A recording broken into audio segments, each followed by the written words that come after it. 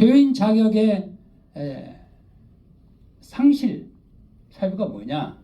자, 가장 상실하면 자진해서 탈퇴하는 경우가 첫 번째 자진 탈퇴. 이 자진 탈퇴에도 두 가지가 있습니다. 집단적 탈퇴가 있고 개별적 탈퇴가 있어요. 집단적 탈퇴로 집단적으로 탈퇴해가지고 뭐 다른 교회를 이룰 때도 있고 어떻든 간에 교회 탈퇴에는 이제 자진 탈퇴라면 이렇게 됩니다. 근데 탈퇴해놓고도 신고를 안 하는 경우가 있습니다. 그럼 신고 안 했으면 언제까지 교회지냐? 이게 참 어려움이 있습니다. 그래서 장기 불출사 가는 경우가 있어요. 장기 불출사. 그래서 이제 우리 통합헌법 같은 6개월 이상 불출사 가면 그래 3년 이상 안 되면 실종 교인 이런 게 규정이 있고 실종 교인이라고 해서 오랫동안 안 나오고 신고도 안 하면 실종 교인으로 처리해 가지고 하고 있습니다. 근데 이 부분에 대해서 명확한 규정이 헌법에도 있는 경우가 있고 없는 경우가 있고 그런데 개교에서 이걸 해야 됩니다. 실종 교인 개념에 출사하는데 그래서 이제 6개월 이상 3년이고 1년이네. 회원권 정지 규정 이런 경우는 또 다른 규정이 있는데 합동 같은 경우 6개월 이상 안 나오면 회원권을 정지한다고 돼 있고 통합헌법에서는 1년 이상 안 나오면 실종 교인이라고 해가지고 이제 하고 있습니다. 그래서 이거에 대해서 명확하니 각 교회에서도 규정이 있어야 됩니다. 왜 이런 문제가 생기냐면 교회는 안 나오면서 교단의 정치를 관여한 교인들이 또 많이 있어요. 교회 출석 안 한다. 교회 출석 안 했다는 걸 뭐로 기준할 거냐? 수요예배는 나왔다.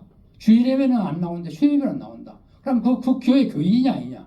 이것도 참 논란이 될 수가 있습니다. 그래서 이제 원래는 또 교회를 여러 군데 다니는 경우도 있어요. 수요예배는 가까운 교회 나가고 주일예배는 또 옛날 다니던 교회 나갈 수도 있고.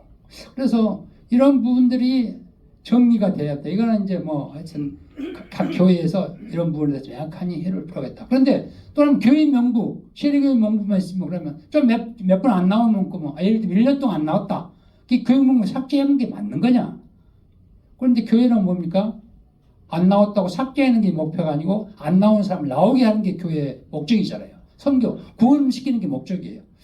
그래서 제가 궁금히 생각하고 있으니까 교인 명부가 있어야 되는데 안 나온다고 삭제해버리면 그러면 관리를 어떻게 할 거냐.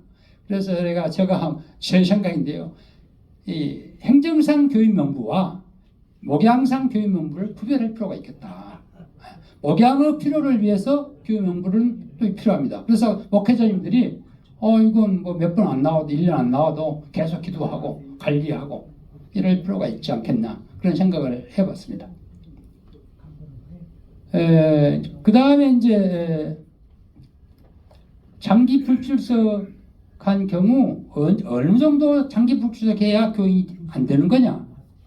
자, 이런 문제가 있을 수 있어요. 어떤 경우 보면 한 수년간 안 나온 경우도 있습니다. 그런데 소송은 계속해요. 근데 법원에서는 어떻게 판단하느냐? 이제 제가 저8년 일일이 들지는 않겠습니다만은 안 나온 이유가 뭐냐 이게 중요해요. 안 나오는데 스스로 안 나오면서 헌금도 안 하고 예배 축석도 안 하고 계속 주장한 거다. 이거는 신앙 공동체로서의 공동성을 상실했다. 신앙 공동체를 상실했다. 이렇게 봐서 이런 거는 오랫동안 안 나오면 교인이 인정을 안 하는 겁니다. 이제 두레교의 경우에 오래 안 나온 사람을 상실시키는 그런 판례가 있는데 그런데 어떤 경우는 있냐면 또 안 나와도 내가 나오고 싶은데 못 나가게 해서 안 나갔다. 이런 경우가 있어요. 방해해가지고 또 권징을 해가지고 이제 목사님들 중에서 말썽 있으면 일단 제명시키거든요. 제명시키면 못 나오게 하는 거예요. 그럼 나 제명시켜서 어디 나갈 수가 없어서 못 나갔다. 이런 경우는 판례가 지방 판례들입니다만 그건 그러면 불출석해도 여기서 이 교회로 보는 거예요. 교인으로. 자, 그래서 이런 부분에 대해서는 좀 그걸 알아둘 필요가 있을 것 같습니다. 그 다음에 이제 장기 불출석인 경우에 그렇고 아까 교인의 권리와 의무에 대해서 얘기한 적인데 그 외에도 이제 교인의 권리 의무는 안 하는 경우가 불출석하는 경우죠. 예배 출석하는 경우. 또 하는 경우 뭐가 있냐면 헌금을 안 해요. 헌금을 안 하는데 계속 교회 재정이 어떠냐 하면 분쟁을 일으켰다. 그럼 이거 어떻게 할 거냐? 그래서 이것도 아까 같이 이제 뭐 자기는 하고 싶은데 제명해서 못했다 이렇게 나올 수도 있잖아요. 그래서 제명할 때는 좀 명확한 제명이 그 제명이 그러면 과거에는 제명했을 때 그것은 그 제명을 교단에게 자율권이 있었어요.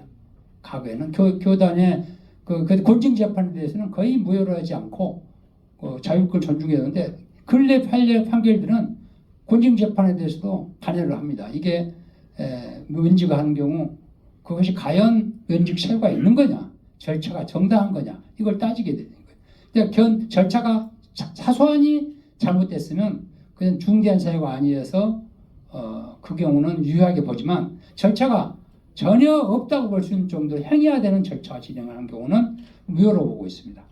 그리고 이제 전혀 징계 사유가 없는데 좀 미워서 예를 들면 미워서 징계한 것 같이 보이는 경우 이런 경우는 무효라고 보는 겁니다. 그래서 그런데 이제 불출석했는데 헌금도 안 내고 하는데 그러면 헌금 안 냈다고 여러분들 어떻게 교회에 헌금 안 냈다고 교인 제적합니까 안 합니까? 근데 저 교인을 몇 년 동안 안 내면서 자기는 교인이라고 권리매 향상 그 옳은가요? 어떻게 생각하세요? 그리고 또 헌금이 어떤 헌금이냐? 11조냐? 주정헌금이냐? 성교헌금이냐? 이런 것까지 합니다. 그런데 이제 저는 그렇게 생각을 합니다. 시간이 어떤가? 맥히기는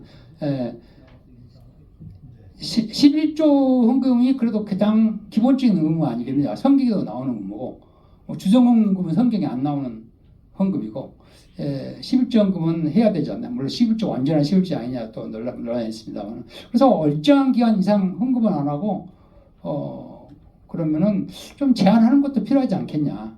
이게 성도가 물론 뭐 돈으로 판다는 게 아니고 가부의 한약이라도 헌금을 하면서 권리 행사를 해야 되지 않나 하는 생각을 합니다. 그래서 이런 규정을 두는 교회도 있습니다. 근데 이제 지나치게 막 엄기간이 둬가지고 의무를 조금만 의무해도 뭐 제명 이런 거는 또 안 된다. 이제 그런 또 판례도 있고 그렇습니다. 이 참고해 주시기 바랍니다. 그다음에 이제 권징 재판에 제명 출결을 하는 경우가 있어요. 아까 말했지 이건 설명을 해드렸기 때문에 왜 권징을 하느냐? 진짜 잘못하고 권징한 경우도 있는데 교회 분쟁이 생기면 좀 자기 반대 세력들 소란식 피운다 해가지고 제명한 경우들이 꽤 많습니다. 사실은. 그리고 제명이 아니어도 좀 오래되면 좀 문제가 있지만 당회에서 제적시킵니다. 뭐 여러 가지가 교회 명부 정리하면서 해버려요. 이제 이런 부분이 있기 때문에 근데 어떤 경우는 그거에 대해서 무효라고 판단하는 경우도 있고 어떤 경우는 그 절차가 적부받고 판단하는 경우도 있고 하기 때문에 이걸 잘 판단해서 판례가 어긋나지 않도록 제명이나 이런 것도 해야 되고 합니다. 그 다음에 이제 의무 불이행과 관련해서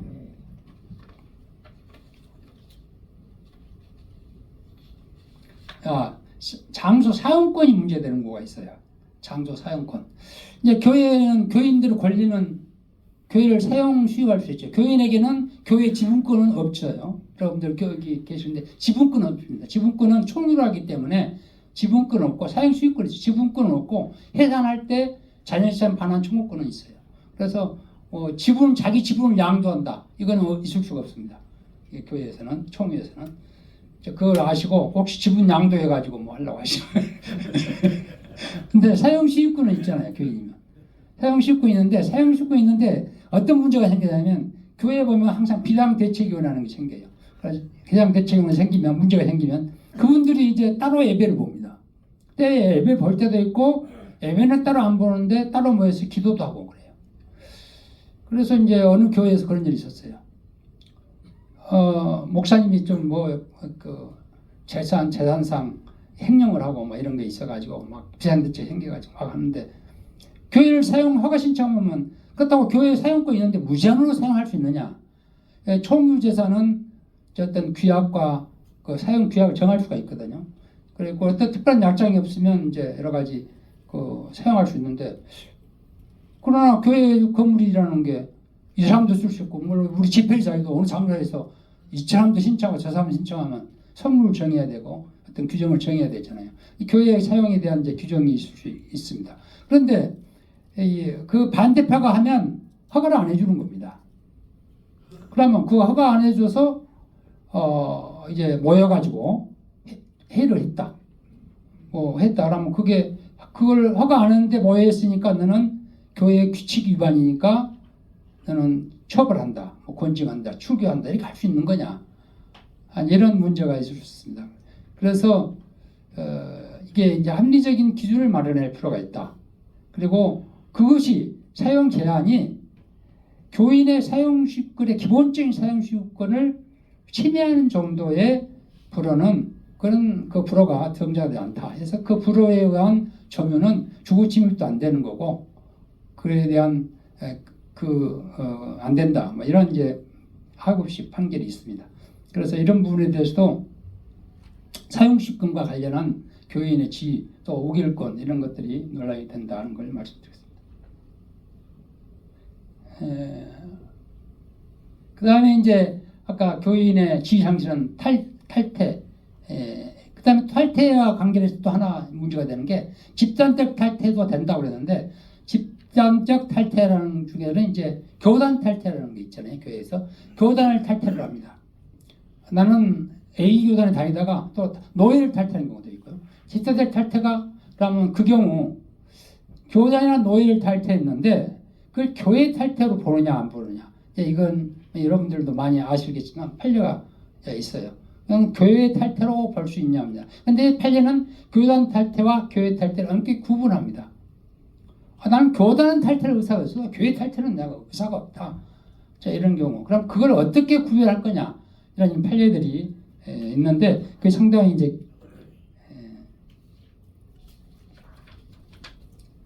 그런데 제가 다 외우지를 못하고, 이걸 판례를 읽어봐야 하는데, 하여튼, 교회를 탈퇴해서 별도의 신앙 공동체를 형성할 의사가 있었느냐. 그거는 이제 교단 탈퇴하면 사실은 그럴 때 그런 의사가 있었느냐 문제고 개인이 교단만 탈퇴할 의사가 있었느냐 개교의 탈퇴할 의사가 있었느냐 이런 거 또 이런 것들 종합적으로 여러 가지를 판단해 가지고 교단 탈퇴를 인정하면서도 교회 탈퇴를 부정하는 그런 판례들이 많이 있다 하는 겁니다. 그좀 이렇게 해서 그러면 교회 탈퇴를 안 했으면 교단 탈퇴했어도 교회 재산이나 교인총회에 참석할 권한이 여전히 있다는 겁니다. 그 다음에 이제 교회 탈퇴, 교인 지위 탈퇴는 이명이 있어요. 타교를 이명하는 경우가 있습니다. 이명제도가 지금 통합법에나 이런 다 기정이 되어 있는데 통합법 같은 데는 또 저는 감리교도 있고 이명이 있습니다. 그런데 실제로 오늘날 이명제도를 제대로 시행하나요 교회에서? 다른 데 교회 가면 우리 교회에서 해갖고 다 해와가서 저 교회에서 교족을 이명해주고 하는 경우는 거의 없지 않나 싶어요, 지금. 그러면 나오기 싫으면 안 나와가지고 다른 교회 갑니다. 그러면 이제 거기서는 탈퇴 신고를 안 하고 다른 교회 가서 거기에 등록을 해요. 어떨 때는 교인이 지위가 두 군데가 이제 있게 되는 경우들이 있죠. A 교회도 아직 교인 탈퇴가 안 되고 B 교회의 교인도 되고 신고를 해요. 여기는 신고도 하고. 근데 이제 이게 실제 목사님의 경우에 교단 탈퇴를 했는데 탈퇴 신고를 안 하고 다른 교단에 가입했어요.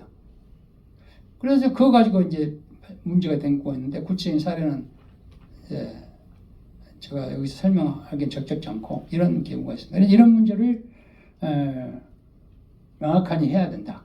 이명에서 다른 교회로 그걸 명확하게 해서 다른 교회에서 왔으면 그것도 그런 경우도 좀 정확하게 정리해서 그래서 어떤 경우는 교인이 이중으로 등록돼요. 왜냐하면 어떤 자기 팔을 팔아서 미안합니다. 팔을 많이 하기 위해서 교인을 막 등록합니다.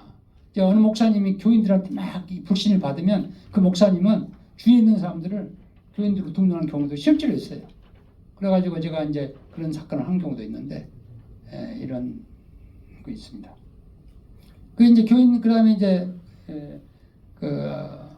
아까 교인의 권리와 그래서 이제 교인의 권리에서 그 임시총회라는 게 있습니다. 교회에서 분쟁이 생기면 임시총회, 임시이사를 선임해야 되는 경우가 있습니다. 어떤 경우냐면 교회 담임 목사를 청구했는데 담임 목사가 이제 막 서로 이제 어떻게 돼가지고 대대로 누가 대표자냐 하는 게 명확하지 않아요. 그리고 대표를 대리할 사람도 없는 경우. 그럼 교회가 혼란 상태에 빠질 때는 이럴 때는 임시 당회장을 선출해야 되는데 임시 당회장을 선출하려면 임시 이사를 민법에 임시이사 선임되고 있잖아요. 임시이사 선임 그 규정을 원용해서 임시이사를 선임하고 그 임시이사의 주재하에서 담임 목사를 청빙하는 절차를 진행합니다. 그래서 임시이사 선임할 정도 되면 원래 이제 목사하고 이렇게 분쟁이 생기면 이 임시이사를 하려면 결국 뭐냐? 임시이사를 뽑을 때는 이제 공동회를 소집해야 되잖아요. 예, 교인총회를. 교인총회 소집하려면 교인 몇 명 이상이 해야 돼. 민법에는 5분의 1 이상 하면 되게 돼 있어요. 5분의 1. 근데 교단에는 이제 교단법은 3분의 1로 돼 있습니다. 이런 경우에 이제 무엇이 이런 것들에 대해서 그 교단 헌법을 준용하면 3분의 1 이상이 교인총회 청구를 하고 그 다음에 이제 안 되면 이제 이렇게 하는 절차가 있습니다. 이 바쁜 것 같으니까 제가 넘기겠습니다. 교단 탈퇴와 교회 탈퇴가 다 한 것들이에요. 공진자판에 하자 그것도 한 거고 교인 지혜 중복성 이런 것도 다 설명한 겁니다. 그 다음에 복적 이제 또 나갔다가 돌아오는 경우 어떻게 할 거냐 그런 문제도 있고요. 그 다음에 복권 아까 같이 이제 이 징계를 받았는데 이 경우 그러면 한번 징계 받으면 어떻게 할 거냐 이제 해벌 절차라는 게 있습니다. 이제 그 헌법에 많이 있고, 근데 헌법에 좀 부족한 부분들이 있으면 정관에 해벌 절차 이런 것들을 규정할 필요가 있다. 그다음에 이건 뭐 생략하겠습니다. 그다음 이제 이러한 그 교인의 취득과 상실에 대해서 관련된 여러 가지 분쟁들을 이야기했고, 그럼 이거 이제 교인 합정에 실질적으로 우리가 알아야 될 것은 이 부분입니다. 교인 합정의 기준을 설정을 반드시 해놔야 된다. 그래서 정관이나 또 내규에 교인 자격 취득 상실 기준을 명확히 해서 또 무음의 정의가 뭐이고 세례는 입증을 어느 정도 할 거냐. 그다음에 교인 명부를 관리해야 된다. 교인 명부가 없는 교인도 있고요. 있어도 형식적인 교인들이 있습니다. 그냥 다 뭐 분쟁이 생기면 그때 막 정리하느라고 막 하는데 교인 명부를 반드시 1년에 한 번 하든지 연말 당이나 또는 연말 연초나 해서 하는 게 좋겠다. 그래서 이런 부분에 대해서 세례교인 명부, 또 교인 명부와 세례교인 명부를 따로 작성해 줄 수 있다. 그다음에 출석, 출석 예배, 줄예배, 축석부 등을 작성 비치해서 이런 관리를 해야 되겠다. 그다음 교인 심사는 아까도 말했듯이 당에서 분쟁 이전에 당의 주기적 교인 합정에 노력할 필요가 있고, 이게 이 부분에 우리 이제 서원지 교수님도 말씀하셨는데 주주 명부 폐쇄 기준율 제도 유사한 제도를 도입해서 교인들을 1년에 뭐 한다든지 어느 날 교인이야만 교육을 인정한다. 예를 들면 연말에 당 총회, 뭐 교인 총회에 어떤 교회는 연말이 있고 연초도 있는데 그때 교인이면 1년간 교인 자격을 유지하고 한다든지 뭐 그때 교인을 확정을 할 필요가 있다. 그래야 뭐 이렇게 왔다 갔다 하는 거를 우리 주주 명부 주주도 오는 언제요? 11월 언제 주주면 배당도 해주고 주총에 참석할 수 있는 게 있잖아요. 자, 그런 제도를 말씀하는 겁니다. 일단 그런 걸 해주시고, 그 다음에 이제 합법적 총회 진행을 해야 됩니다. 이게 진행을 이게 목사님들이 이 의식이 부정해가지고 제가 어느 교단 탈퇴하려고 할 때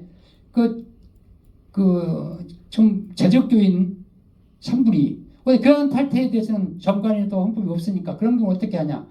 특별정족수인데 특별정족수는 헌법에서 우리 판례가 정관의 규정이 없는 걸로 봐서 민법의 규정을 준용하게 됐고 민법의 규정은 정관 변경에 해당되는 걸로 보는 거예요. 탈퇴하는 것은 정관 변경에 해당되는 것으로 봐서 제적교인 3분의 2 이상 찬성이 있어야 되는데 제적교인 3분의 2 이상 찬성 받기가 쉽지가 않습니다.